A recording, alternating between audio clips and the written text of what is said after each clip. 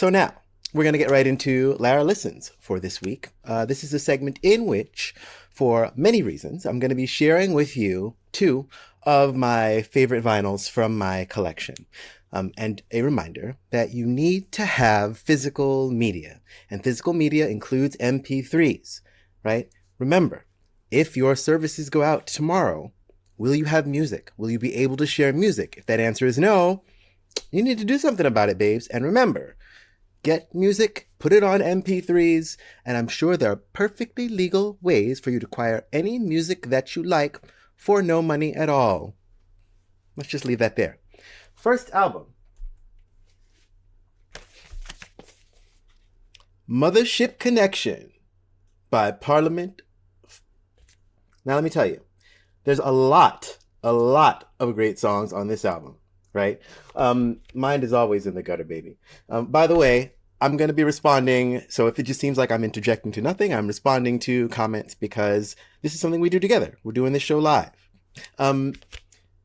This contains P-Funk, Wants to Get Funked Up, Mothership Connection, which, if you remember the song Dre Day by Dr. Dre, there's a prominent sample from that. And one of the things I love about music, Black music especially, but I mean, all music, especially American music, there are quotes that go down throughout history where the same piece of music is used in different ways.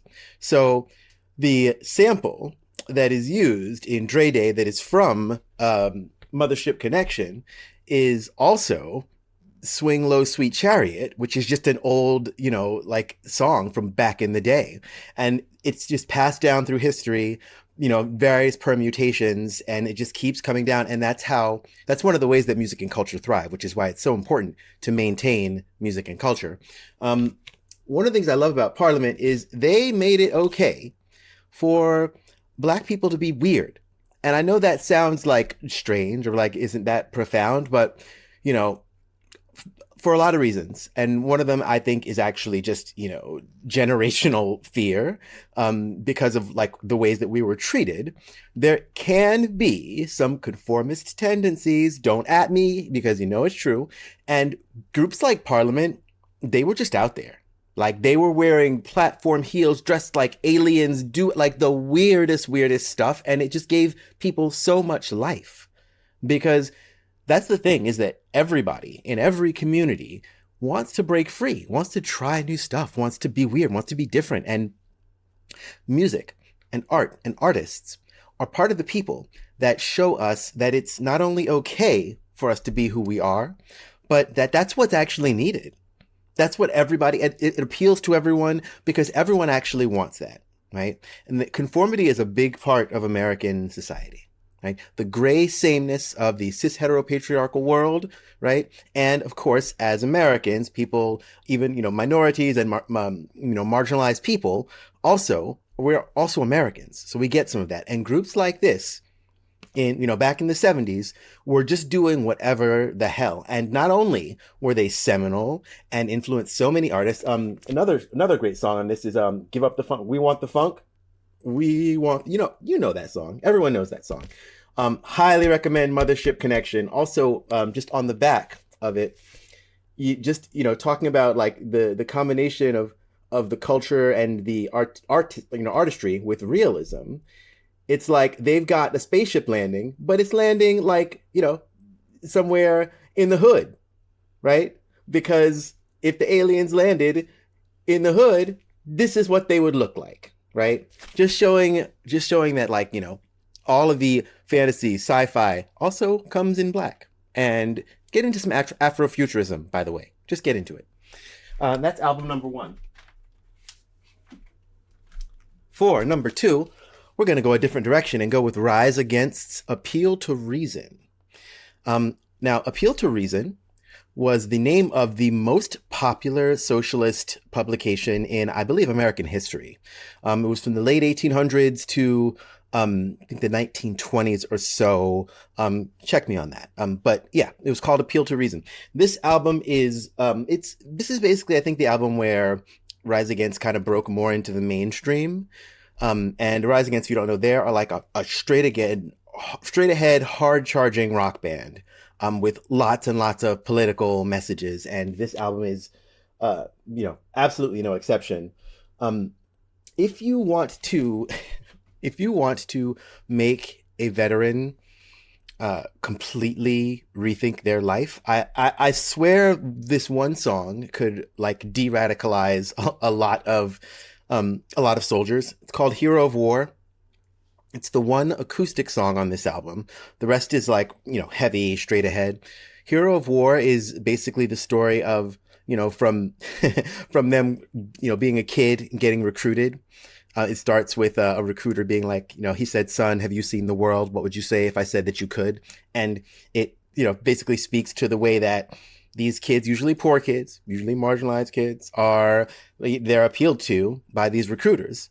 And it's like, oh yeah, just, you'll just go around the world and do great stuff. And all the great stuff is, you're in the Iraq War doing, and that's what happens in the song, is it talks about, at first just the camaraderie of, learning how to fight and being, and then all of a sudden you're in country doing stuff and having, and I will always say, the reason American soldiers have so much PTSD is not because of the things they've seen. It's because of the things that they've done and the things that they realize they have done. It's getting into actual combat, war, whatever, after your training, after whatever you've been told, after what you believe, and finding out that you're the bad guy, but you're in too deep. And that is a stain that is going to live on their hearts for all time. And that's why I believe we have 2-3 days a year that are dedicated to military people, and why we always have to salute the troops, whatever. So that's a long tangent on one song, but there's several great songs on this. One of my favorite songs on this one is actually not one of the ones that was super popular, and it's called "From Heads Unworthy." And whenever I get the Tower card, I remind everyone that, there's the Tower moments in our life that are, big things falling apart and it's big, scary, whatever. But it also refers to the downfall of structures that need to go down. And the line in this song that I love, that I usually, if you've seen my, card of the day or whatever, often when the Tower card comes up, I'll remind us of it. This is a great day to topple a system. But the line is, as their castles crumble slowly, we watch them fall. The crown slips from heads unworthy as we take control. Love it. And they're the more popular ones, Re-Education Through Labor. And it's just a great, great album. I mean, it ends with a song, Whereabouts Unknown, which is just, it's sweet and it's got a yearn to it. Tim McElrath's voice is just a really, it's like, I believe, one of the great rock voices. It's just like, it's got that yearn to it. And it's like a little shout with a little cry. And I'm like, how does he keep singing like that? Because it's it's always so far ahead and at the top, and just, he just goes with it. I highly recommend both these albums. And I highly recommend that you continue to explore music, that you continue to find ways to collect music, to share it, to remix it, to find new ways to interact with it, right? Because music is such an important part of the human experience.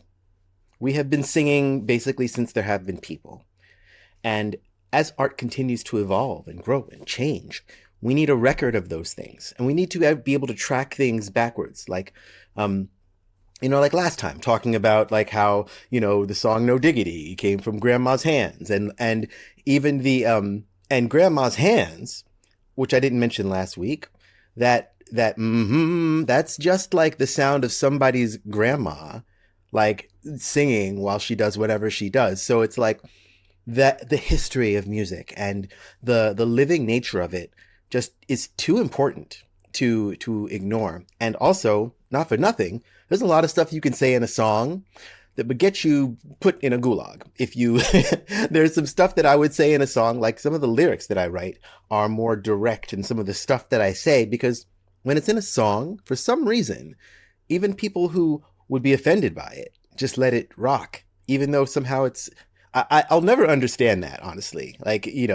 System of a Down's entire discography, if you just were to say the stuff flatly that they say in a lot of their albums, the president, the president would be knocking on your door, except he wouldn't do it himself because he's too busy eating burgers. Anyway. Um, so now we're going to shift into our next segment. And remember, you got to have music. Okay. You got to have music and all the culture that you love, and not just music, movies, shows. Find a way to save everything you love, because with the consolidation of all the media, the stuff that they don't want us to have is going to go away. And as everything else, it's up to us. It's up to us if we want to keep it. Mistrix, kick off our next thing.